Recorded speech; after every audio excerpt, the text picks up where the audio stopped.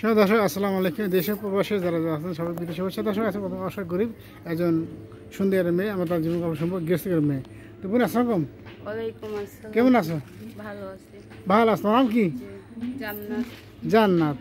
তো জান্নাত তোমার দেশের কথা বোন? দেশের বাড়ি মুন্সিগঞ্জ। মুন্সিগঞ্জ। তো তুমি কি অবস্থা, কেমন আছো একটু বলবা? বেশি ভালো নাই, ভালো থাকলে কি আর প্রতিবেদন আসে? আচ্ছা, তোমার ফ্যামিলি কে আছে বোন? ভাই আছে, মা আছে, বাবা বিয়ে করে চলে গেছে। চলে গেছে।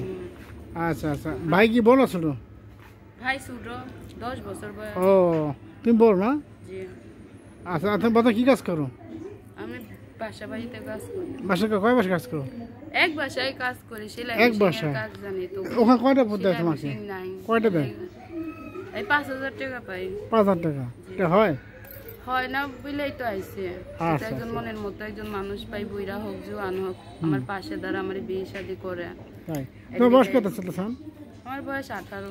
18? তুমি পড়ালেখা করছো? করছিলাম কোন পর্যন্ত? 3। 3 পর্যন্ত? পরে বাবাই তুই চলে গেছে। চলে গেছে? তারপর পড়ালেখা হয় নাই? না। এমনি নামাজ সুদা কোয়াশি পারে এগুলা? পারে। আচ্ছা আচ্ছা। তো এখন আসছো কি উদ্দেশ্য নিয়ে আসি কথা বলার জন্য? একজন মনের মানুষ পাওয়ার জন্য আইছি, যে আমার পাশে দাঁড়াইবো, আমার বিয়ে শাদী করবো। সে বুড়া হোক জোয়ান হোক, আমার দেখার বিষয় নয়, কারণ ভালোবাসা তো আর বয়স দেখা হয় না। তখন আপনাদের কাছে একটাই অনুরোধ ভাই, যে কেউ খারাপ উদ্দেশ্য নিয়ে ফোন দিও না। আমি আইসি একটা অসহায় মেয়ে, যদি পারেন বিয়ে শাদী করতে তাইলেই ফোন দিও।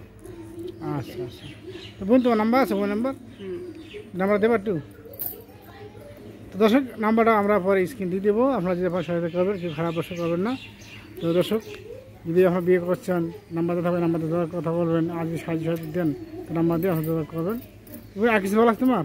না, এটাই বললাম যে কেউ খারাপ উদ্দেশ্য নিয়ে ফোন দিও না, কারণ সবার ঘরেই তোমার বোন আছে। আচ্ছা ঠিক আছে বোন, ভালো থাকবো, আল্লাহ হাফেজ।